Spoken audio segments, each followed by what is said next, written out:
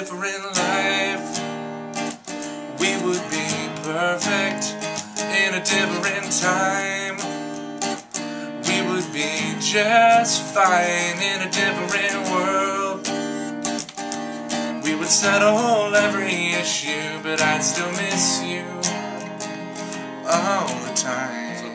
I'm Matt Minchew. I'm from Boynton Beach, Florida, and I came to New York to run away from a girl. I got into music because the middle school I was supposed to go to was fucking awful. And my mom was pretty sure I was going to come home with like an ice pick in my lung one day.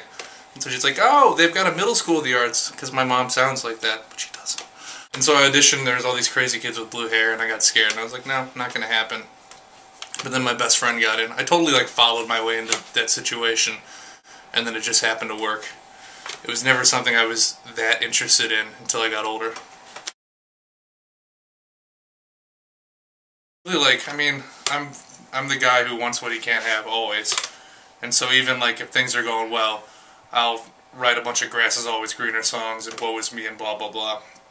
I'm not good at the happy song thing. Let you down, and all the times you hit the ground didn't stop you way back when. Don't let it stop you here right now. Let the next one hear your call. Through the darkness and the fog, seek solace in these sounds, and let the silver lining. This is like the one memory I have of my dad, and I don't even know if it's a memory or just a photograph that I've memorized, so like you build a scene around it, was him playing guitar to me when I was like 1. And so I remember always wanting to do that, and my grandma would be like, oh, your father could play the hell out of House of the Rising Sun, which he couldn't, but he tried.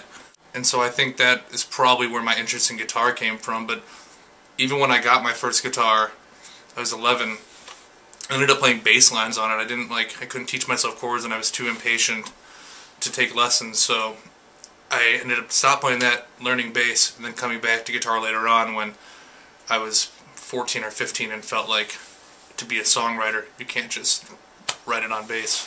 I'm not fucking Sting. I've got a few. If it's like late in the night and everyone's hammered and I just want to win over a room, it's Kryptonite by 3 Doors Down. Because everyone's like, oh, I was 16, I was 15, that's such a good song when I was dumb. Then my closet Hootie and the Blowfish obsession comes out, and I'll pretty much sing any single by them. Overthinking, which leads, I would say whiskey, like that would be my knee-jerk answer, but I think the overthinking leads to whiskey more than the whiskey leads to over. That's probably not true. It's a pretty even split.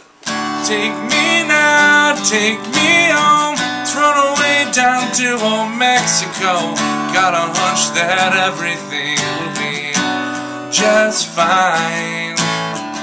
And I know you don't know, but I ain't worried about that anymore.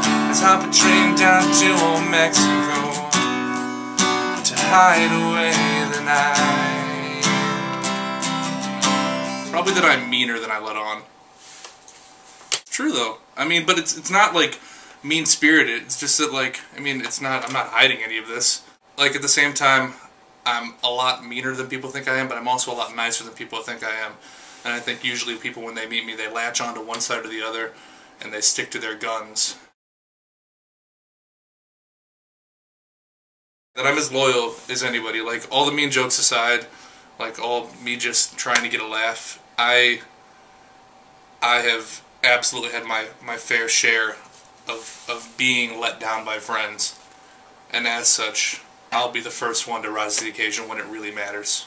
Slipping home, yeah. But if I had met you a decade down the road, would I still know what I know?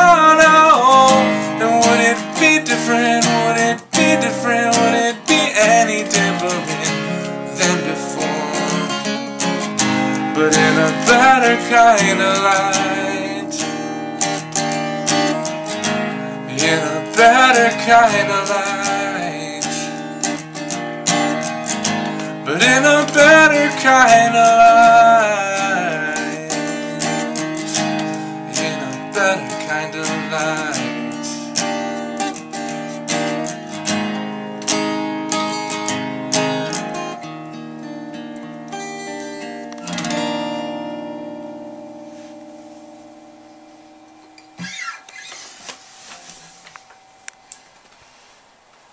Tell me,